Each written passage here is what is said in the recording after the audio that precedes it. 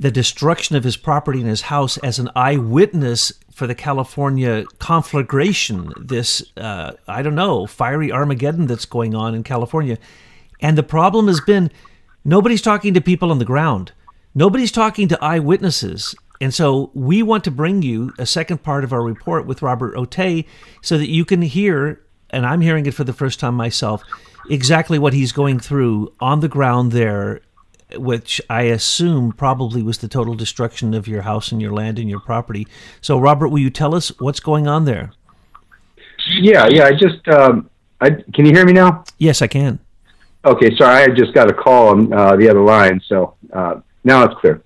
Okay, so what happened is I went back to Concal a couple of days ago and got in. Well, it was actually 3 days ago. It was only residents the first day, and then the second day they opened it up. So I was able to get in there and see everything firsthand. I actually did a few videos. I posted those on my site now, on my channel. So that information's all there, and it was pretty much complete devastation. I did have a metal shed that had survived. I'd gotten that installed last year, and it was solid metal. All the framework was metal and the sheets of metal.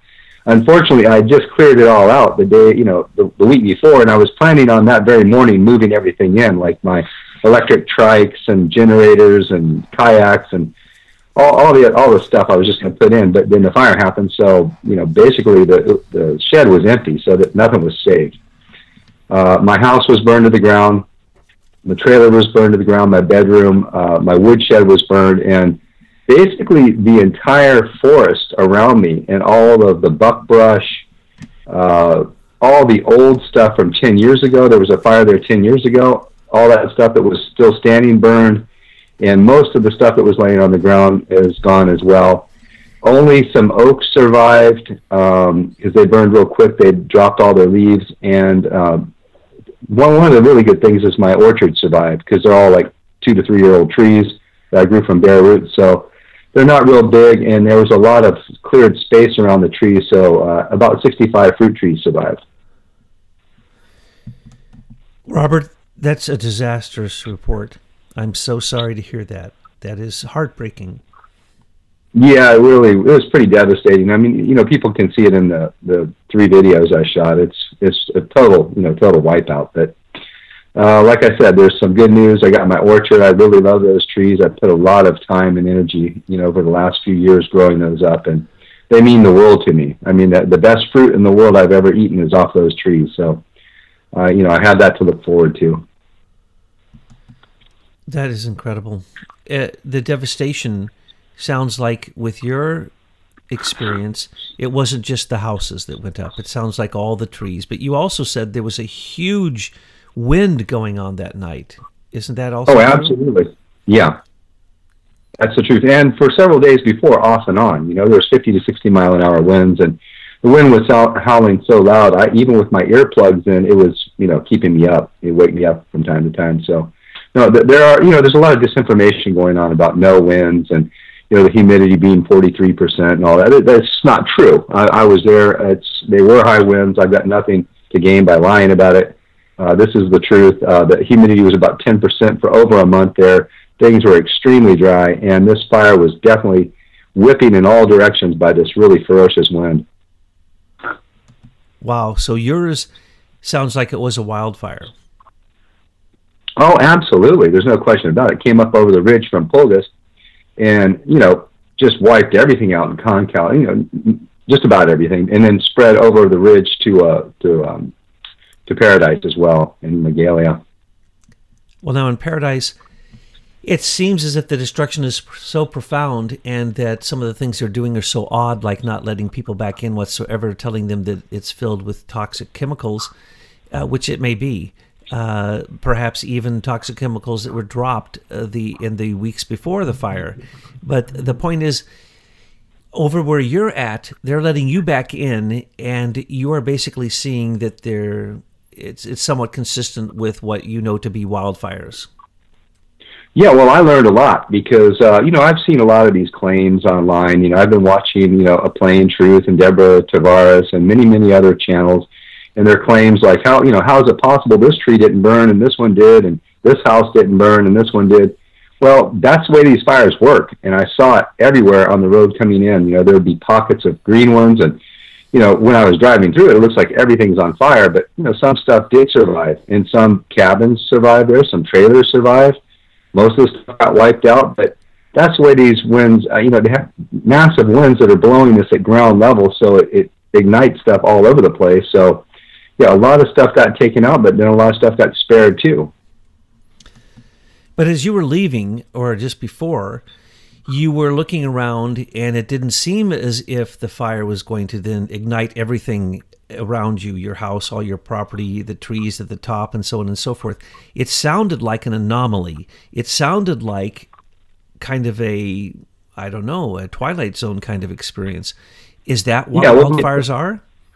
Well, yeah, no, but as we had talked in our first interview, I do believe that DEW is used to augment it, you know, because I watched fires springing up all around me that I saw no, you know, embers falling from the sky, no burning embers. And, you know, things that were anomalous, you know, like the wood piles just, you know, exploding into flames, my gate exploding into flames, my shed, even though the fire line was still maybe a half a mile away and hadn't even come down, you know, my hill to my place, you know, yet. But there was fires springing up all around me. And yeah, as I had mentioned before, I had seen this in the Oakland firestorms and watched the embers, you know, falling down and burning shingles, starting fires. So this was very different, very similar conditions, but a very, very different thing to watch. And that's what led me to conclude that DEW was used to augment it. It may have also been used to start it. I don't know. That's, you know, pure speculation from my part. Well, but the speculation is from firsthand direct experience. And what may be going on here is there are different types of this, because in some of the pictures, and it's very odd, Robert, being here far away from there, it's hard for me to make any true judgments. I would have to be there talking to the people who witness these things. And now we're seeing some of the videos taken by people with their own cameras coming onto the internet, and they are showing me some very interesting things. But let's go back to your fire. Is it true that PG&E, either by faulty electrical wiring and equipment or by a direct conspiracy, actually lit these fires? And is it true, or is it possible, that directed energy weapons might have been just used from normal cell towers that had permeated the air with so much microwave transmission that the chemtrails that had been dropped, which I think certainly on Paradise they say that, in chemtrails are the very substances that create thermite. And if you ignite the magnesium, if you put magnesium on top of these substances, aluminum, borium, strontium, and other substances which are used to create thermite, if you put magnesium there and you somehow ignite it, magnesium will create a fire that is so intense that it is almost inexplicable to look at the way that the fire works. And I'm beginning to suspect that somehow these directed energy weapons on the very houses in some of these neighborhoods, which show no burning of anything else around it, totally different from what happened to you in your area. And so is there, because there's the conspiracy theories that say that your area where you live is supposed to be vacated of people in the future, according to certain UN plans. So do you believe that there was a conspiracy that perhaps with PG&E that started the fire also? I doubt that. I really think that it was probably an accident. You know, I think that, you know, PG&E is definitely responsible. You know, let's get to the core of this. I mean, really, what's at issue here is the slave grid. You know, they've got all these wires hanging, all these trees everywhere. We've got wires hanging all around us, and that's a slave grid. We've been told, you know, our whole lives, you know, that hydro is green energy. Well, look what just happened. That's got to be some of the dirtiest pollution ever created from hydroelectric dams. I mean, this is directly responsible because these wires come from hydro dams. So what's at issue here really is the slave grid and how toxic it is and how filthy. It's not a green. It's not green at all. I mean, the gas burning turbines are they're green compared to what we just went through with this nightmare. You know, with all the smoke and debris and the chemicals and all the filth, the radiation, everything that was put up in the air. You know, these gas turbines can't even match that. You know, so they're green in comparison. So this is a joke. You know, the whole hydro thing is a complete disaster. The grid is a disaster. Victor Schauberger had solutions for this over 70 years ago. We don't want to be damming up our rivers. We don't want to be doing hydro dams. There's alternatives to all of this, and Victor Schauberger had the solutions to all of them. You know, I noticed, I went to your site after I interviewed you the first time, and you are one amazing guy. You actually understand things that I've been studying for years, and I never understood. And so my previous... Oh, yeah, you are... And if people go to your site, they're going to find out that the universe is an electric universe, and that explanation is so much clearer and so much simpler than all the nonsense you hear by theories. And it's important to remember their theories. And what you're talking about with some of the free energy, some of the Schauberger, some of the, well, all of it. You tap into so many of it, so many of the different free energy devices that we describe in some of our intelligence reports, that people do need to pay attention to that, because that really can be the direction of the future. So I just want to, also, you got great music on your site. And oh, thank you. I'm going to have to go and look at these videos, but tell me more about your neighborhood, what happened with your friends, what is the bottom line with Concal? Okay, yeah. Pretty much everybody around me got wiped out except for my friends that had a new custom home that was to code. It was all stucco, and it had the shingles on it that are not, fire resistant. And their place is unscathed. I was absolutely blown away because everybody else is wiped out. Absolutely. All the trailers, all the cottages, all the wood stuff, they're all completely gone, but their place was spared. So, there's an enormous amount of disinformation going on with all this speculation, people flying over with drones and saying, oh, this isn't a forest fire, we can see the forest. Well, yeah, but you need to be on the ground and be able to see what happened from the ground.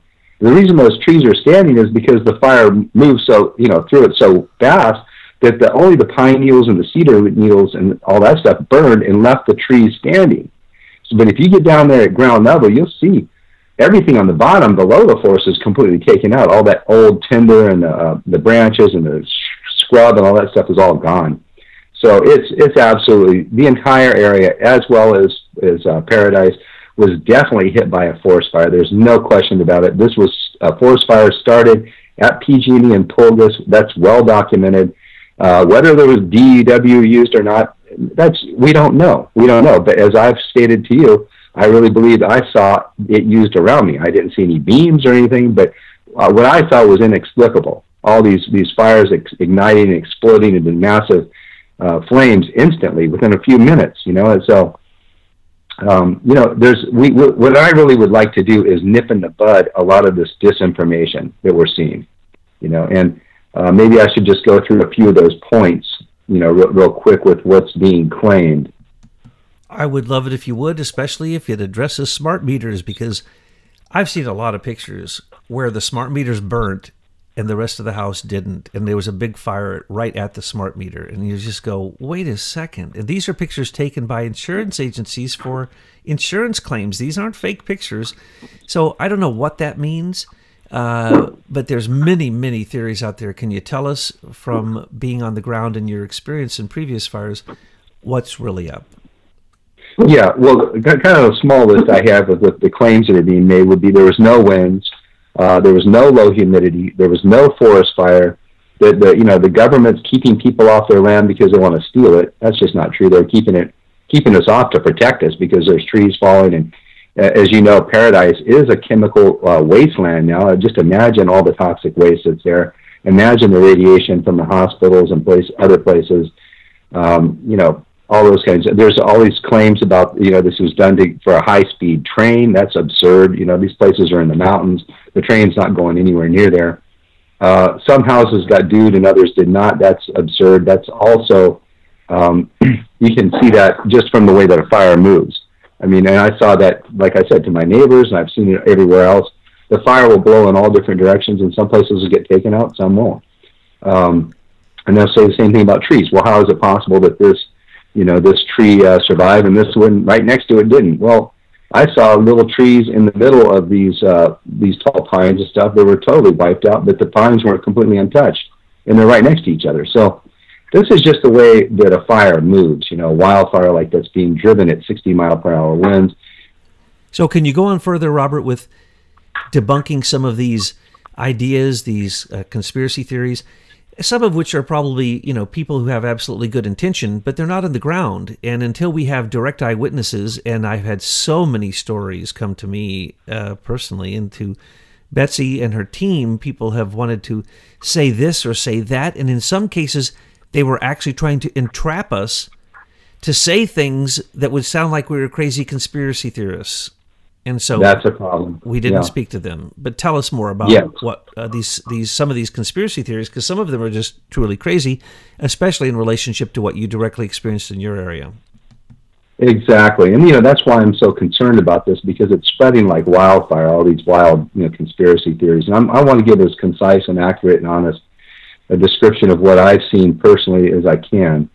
And it's unfortunate these people are doing this, because it really, it makes all of us lack credibility if we're talking along the same lines about DEW and things like that, if that's involved in our stories. So, I just sent you actually a video from a guy whose channel is called The Bitchin' Report, and he goes into some just, one after another of just his own interpretations of what's going on, and I can easily debunk every single thing he said. So I'll give you that link in order to show, just how wrong all this stuff is. Another guy is The Plain Truth. Unfortunately, Deborah Tavares has been a really good witness for all this kind of technology, and she's showed all the Agenda 21 and 2030 and all the documentation regarding the weapons and all this. So she's done some really good work, but unfortunately she got interviewed by A Plain Truth, who's a flat earther. So he has no credibility at all, because he believes the Earth's flat. And he just actually released a video claiming that 50,000 people in Paradise were murdered. So now he has no credibility at all, on top of the flat earth garbage. So these are the problems. You get these folks coming in that claim to be experts, or they're claiming to, expose this, and they bring an enormous amount of damage to those of us who are trying to find out what the truth really is. I want to interview some fire persons who are on the ground in some of these neighborhoods, because that's what's inexplicable to me. What I see from some of the areas, particularly from Paradise, which might be similar to what happened over in Concow, it looks like a crazy, crazy wildfire. But the houses aren't all melted down like in some of these other pictures, which I don't even know if they're real pictures. But you can see, that's crazy. That's what fires do. Fires do absolutely crazy things. And in those houses, you still had the refrigerator there, and you still had the metal fence and some other thing, all this kind of stuff. So with your burn, what happened at your house? Did everything burn down into nothing but ashes, or did it look like a kind of regular fire? No, just a regular fire. There was metal everywhere.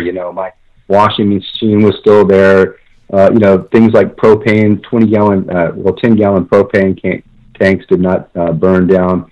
They were still whole. My huge gas propane tanks, I got a 150 and a 300-gallon one. Those are fine. They're unscathed. They didn't blow up or burn down.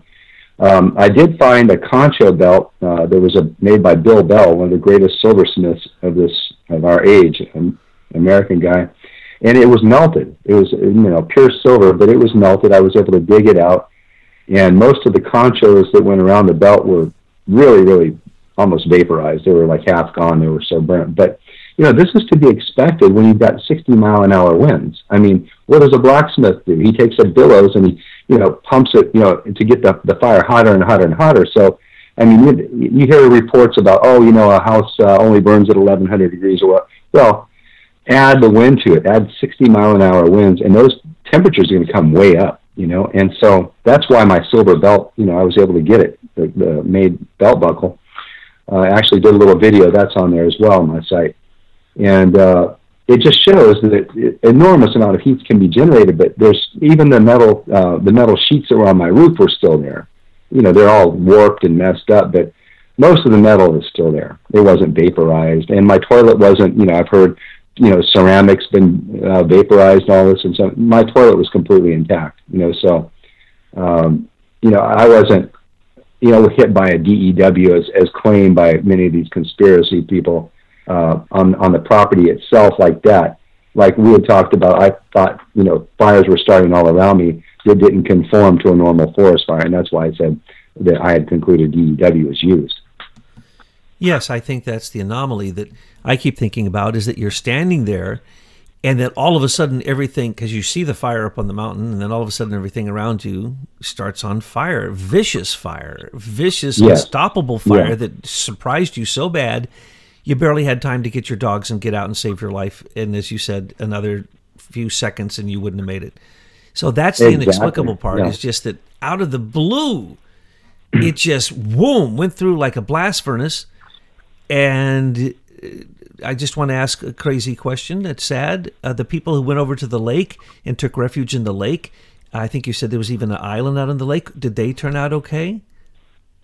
That's what I've heard. I don't know any of them. I don't know anything what happened to them, but I heard 100 people actually got away. You know, and the real difference with my account of this is it's a real-time account. Excuse me. I saw it when it was happening. A lot, what we're hearing from everybody else are these, you know, after, you know, they're looking at videos and drone footage and pictures, and people are trying to judge it in hindsight. And this is wrong, because most of these people don't know anything about how a fire works. You know, they want to project onto these things how they think it should work. And this is the problem. And then, you know, their minds, instead of going, you know, to something that's logical and reasonable and sensible immediately, they go to the conspiracy theory rather than saying, okay, well, you know, like I was watching this one guy, you know, for the Witching Report, he's like, oh, look at this, the DEW hit the asphalt. It was like, no, when that car was on fire, it caught the asphalt on fire. I saw that even back in the Oakland Firestorm. I watched Highway 24 and 13 both catch on fire. The middle, you know, because it's tar, for Christ's sake. It's, you know, it burns, right? So it wasn't from the DEW. It was the fact that it got ignited from the car that was on fire. So, Robert, as you were exiting and coming back to your property, I'm sure you saw these vehicles that were taken by the fire. Were the wheels of those cars so hot that they melted into pools of metal? I did see pools of metal from, you know, various places, but I can't say it was the wheels. It seemed more like it was the aluminum blocks that had melted from the cars. I didn't pay a lot of attention. I know that the wheels on my tractor did not melt, but I know that the rubber on those tires basically burned. It was completely wasted. So, you know, they didn't melt. The rims were fine. They just, you know, the tires had burned the tractor up. Wow. It's just amazing that you survived. Were people lost in Concal? Oh yeah, I'm sure there's a lot of people that are not being reported that were, you know, killed. I mean, you know, we're getting really bizarre, you know, data as far as who's missing and who's been killed and all that stuff. I mean, I think it was up to 1,200 people at once, and then all of a sudden they're saying that no, everybody's found, and confusing as far as what we're being told. Yes, very confusing. Both last year's fires and this year's fires. I mean, the numbers went huge, and then they speculated they were bigger, and then you don't hear hardly another word about it. And these are people. These are people's lives. And the people who are speculating with conspiracy theories need to remember that there are many people who have yet to be found, and we need to have the respect for the fact that these aren't stupid people. You're not a stupid person. 10 years ago, your property burnt. You know these things happen, but it doesn't change the fact that what you witnessed seemed to be really rather an anomaly, and that wasn't normal. And all we can say is from here, and our friends here at Aim for Truth, is we're sure glad you got your orchard, and we're sure glad that you're getting back on your land and you're getting going again. And I hope people realize that, you know, you're one of the real people out there who is suffering from this. This isn't something on television, and it isn't a conspiracy theory you can write off and say that it's not in your own backyard. No, this is reality, and it's probably going to continue to happen. Let me ask a question about that. In the 10 years between the fires on your property, did they clear the brush, and would that have helped slow down the fire? No, no brush was cleared. In fact, a lot of brush grew up. You know, I mean, I bought the property 3 years ago, and it still had a ton of, you know, even, you know, cedars and stuff that they had originally cut up and left in you know, piles that could have been burned as firewood. But nobody even took the piles and burned them. They just left them there to just rot. And I had to clean up enormous amount of that on my property itself and cut down a lot of trees. I mean, they left, 30-foot, 20-foot, small trees that are easy to cut down and clean up, were just left there, and they were ugly, and I wanted to, make my property beautiful, so I cut all that stuff down and burned it. But as far as the forest around me, no, it had all grown back really, really, really thick with deer brush and a lot of scrub oak, a lot of small oaks and things like that. So there's, it's radically different than an old forest, that's got a clean, like an old ancient forest, that's got a clean bottom to it where there's not a lot of thickets and brush and bramble that will ignite. Those are, we don't see those kind of forests anymore because basically all these areas are nothing but, monocrop tree farms for the most part. So then the underlying brush and all that does stoke the wildfire? Is that true? Oh, amazing. Yeah, totally. So there's tons and tons and tons of that everywhere because they don't clean it up. All these loggers, they leave all their stuff laying around. I mean, you go look at these clear-cut places, and it's an environmental disaster. And they don't clean it up. And then they plant these monocrop tree forests with the trees spaced really far apart so they grow fast. And that creates worthless lumber, basically, because the growth rings are so big and spongy, and they can't be used for, normal lumber. So then they grind those trees up and make this chipboard garbage. And then, they build these $1 million homes out of this crappy chipboard that's next to worthless. It's just glued together garbage. Wow. I didn't know that. That's quite an insight. Now, when you cleaned up the brush around your place, did that slow down this fire, or was it just so wild and so fast with the 60-mile-an-hour winds that nothing stopped it? Yeah, well, I have 5 acres, so I couldn't actually clean above me, and so there's some hard to get to spots. Couldn't clean up with the tractor.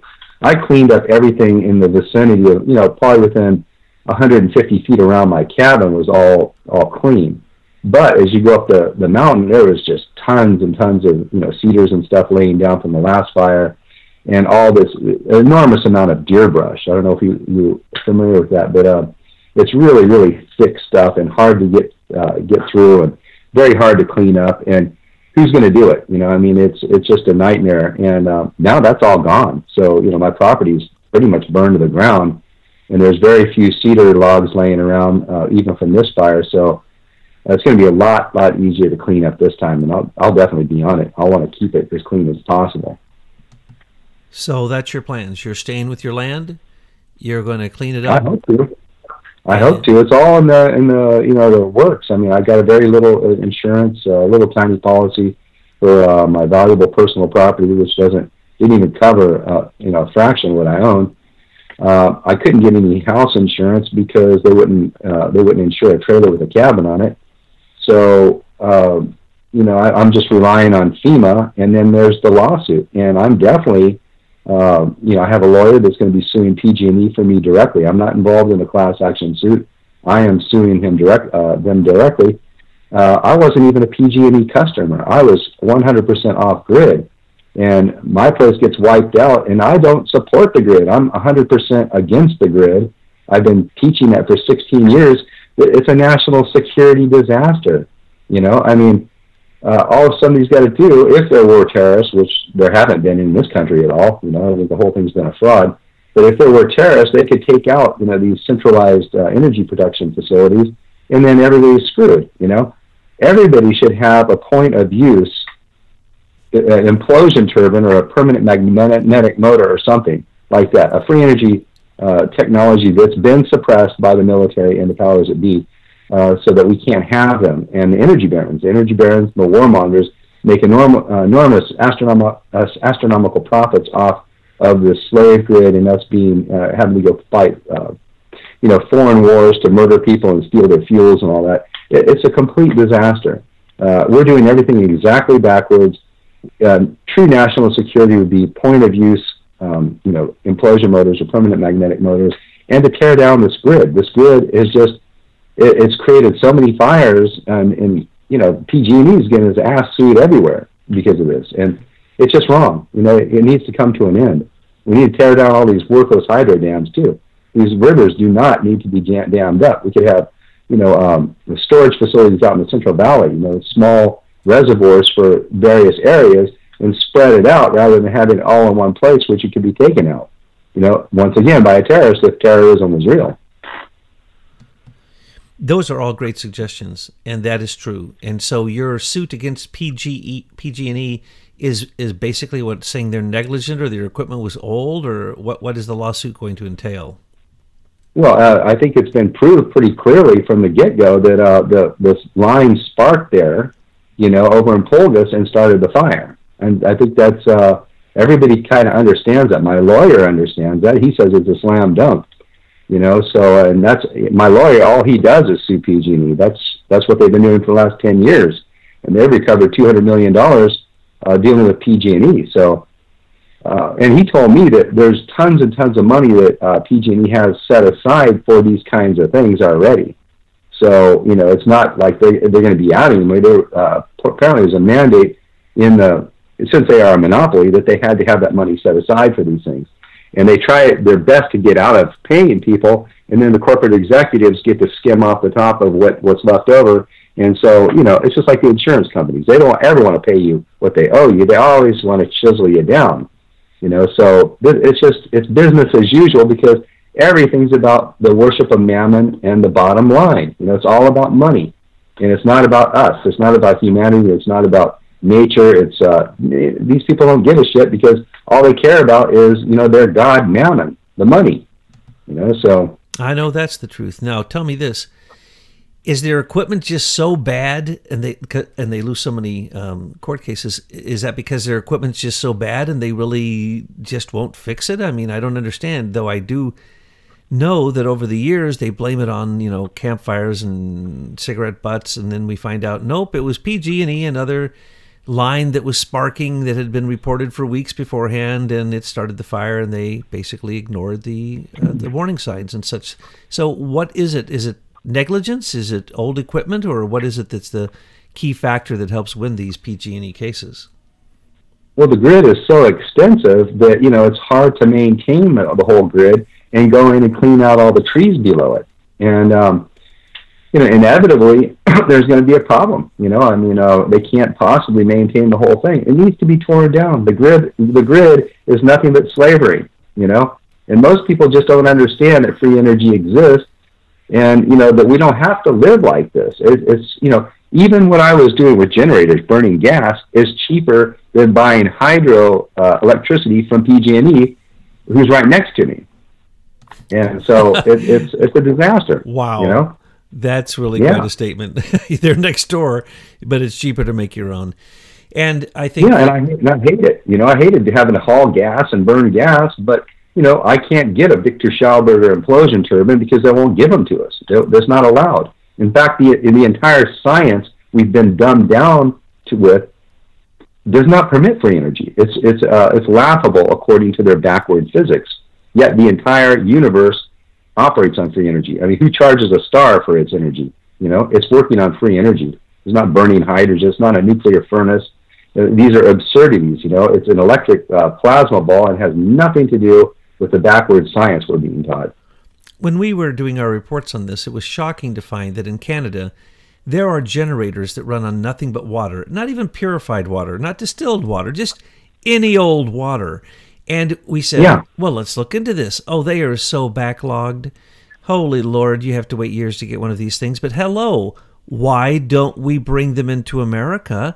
And why don't we use this in every single home? Water could be running our house.